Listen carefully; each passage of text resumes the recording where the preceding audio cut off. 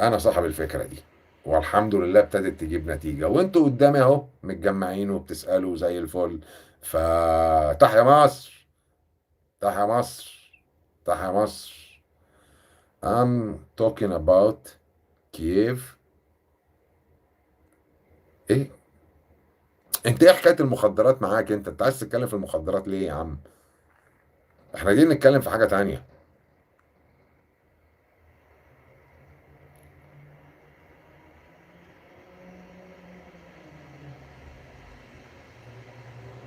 ايوه حبيبي، انتوا في سويسرا، ما انا ليا اصحابي مصريين متجنسين ايطالي وبيشتغلوا في سويسرا وبيتباع في الجار. وهقول لك بقى، طالما انت عايز تتكلم عن المخدرات، انت عارف ليه ايه هي بقى سياسة تحريم المخدرات؟ ايه السياسة بتاعتها؟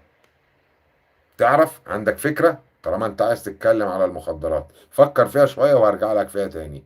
ليه المخدرات محرمة في حين ان الخمرة لا، اللي مذكورة صريحة في القرآن؟ هرجع لك تاني انا بقى في السؤال ده. يا باشا، يا دكتور احمد، بص يعني انا كمان وانا في ايطاليا كان في ناس بتتكلم معايا في المواضيع دي بدون علم، يعني طليان واصلهم يهود، فكنت بديهم على عينيهم. بس الاتنين صحابي اليهود دول اللي انا بحكي لك عنهم اللي كانوا صحابي، كانوا زباين عندي في المطعم اساسا.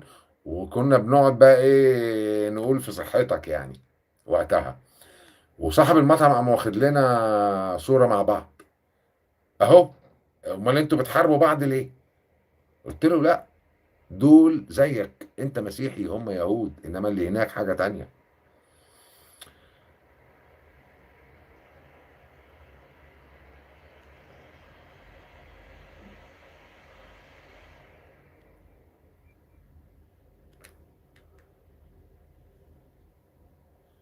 مين اللي هيروز؟ مين دول اللي هيروز اللي؟ ايوه، انا قدام العرب بقى واقع، انا ضد العرب كلهم. هو الاتش اس تي اس الفلسطيني ده بيقول ايوه انا قدام العرب، ضد العرب كلهم. ودلوقتي انا ممكن اخش بيروت ودمشق واوصل لطهران وصنعاء. اه، انت اسرائيلي يعني؟ طيب دي حاجه براحتك يا حبيبي، ما حدش يقول لك لا.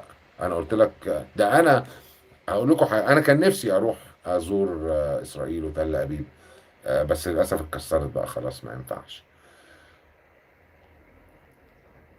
انا لسه هجي لك في موضوع المخدرات ده، ما نسيتوش. اهدى بس. لا يا حبيبي، السلاح كان احنا كنا بنعدلكوا السلاح. اه، من الانفاق اللي كنتوا انتوا بتعدوا منها اكل وتجاره، احنا كنا بنعدلكوا السلاح. تمام، وانتوا كنتوا للاسف، للاسف عديتوا لنا السلاح تاني وضربتونا احنا بيه وموتونا.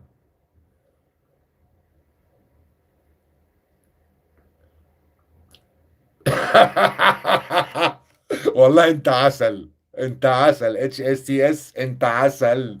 You are really really really nice guy and I liked you. You know what? I do like talking to you. Really. I do like talking to you. انا بقول له انا فعلا مستمتع بالحديث معاك. هو غالبا اسرائيلي يعني اس تي اس ده. طيب بص بقى، اسمع دي فين بتاع المخدرات، اسمع بتاع المخدرات انت. اسمعنا يا دكتور احمد عشان تعمل كونفيرم. يا هلا بيكو، يا هلا، ايه اخبار الزيو زيو زيو زيو؟ بشوفها في التلفزيون بسخسخ على نفسي من الضحك.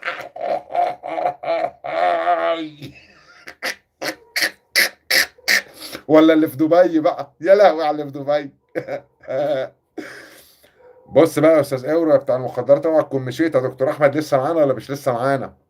الناس كلها معانا للخبر ده، معانا للخبر ده.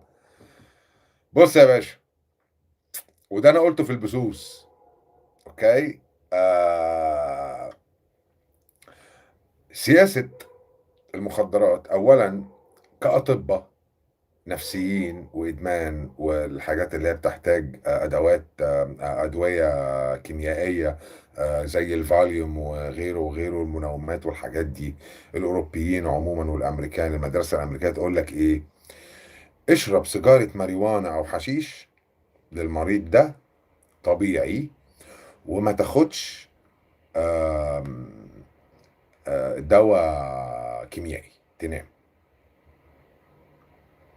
يا مساء الفل يا استاذه شهد، ده انت فاتك ساعتين ايه نار. نار. بس اكيد لما يعني اكيد هنزل منهم في لقطات، لان اللقاء ده عالمي. اللقاء ده عالمي. يعني استاذ، انت اسمك ايه؟ اتش اس تي اس، واتس يور نيم، واتس يور ريل نيم؟ حاجات كتير يا استاذه شهد، حاجات كتير. فالاقتصاد العالمي قايم على مصانع الخمور والنبيذ.